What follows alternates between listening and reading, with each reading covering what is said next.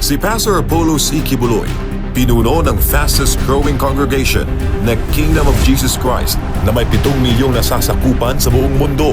Matibay sa prinsipyo, tapat na kaibigan, may pag-ibig sa Diyos at tunay na malasakit sa bayan. Dapat lahat ng Pilipino magmahal sa Pilipinas. Mula sa isang dukhang pamilya sa Lubao, Pampanga, lumipat sa Davao kung saan siya isinilang noong Abril 25, 1950 sa paanan ng bundok Apo. Lumaki siyang kasama ang iba't ibang tribo sa Tamayong, Davao City at nagtapos ng Bible College kung saan siya ay naging handa sa misyong itinakda ng Diyos. Nga nung naigugma kong bata, I saw the poverty when I traveled all over the Philippines. And the brunt is taken in by these children of poverty. Ako, I am one of the victims of poverty. That's why when the Father blessed me in the ministry, I said, if you bless me, Father, I will dedicate the bulk of these blessings to the children. September 1, 1985 na itinatag niya ang KOJC na may 15 miyembro. Tulong ang tatak ng KOJC sa ilalim ng pamamahala ni Pastor Apollo C. Kibuloy mula noon hanggang ngayon. Kalinga para sa mahihirap, ulila at batang napabayaan.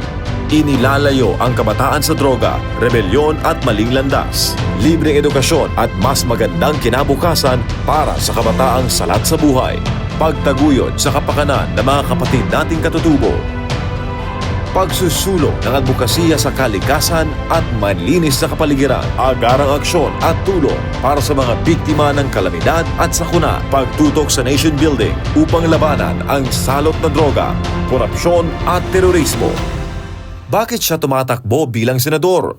Upang ipaglaban ang hustisya, katotohanan at kapakanan ng Pilipino.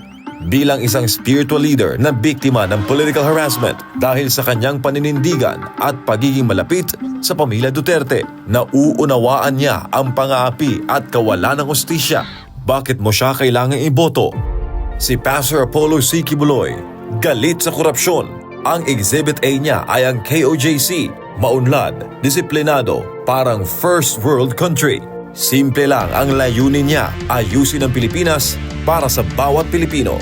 Mr. Zero Corruption, death penalty sa kurap, tuloy ang laban sa droga at CPP-NPA-NDF. Tagapagtanggol ng inaapi, makakalikasan. Ngayong eleksyon, simulan nating ayusin ang Pilipinas. Pastor Apollo C. Kibuloy para sa Senado. Vote PDP Laban, and most especially Pastor Apollo Kibuloy. 5-3 sa balota.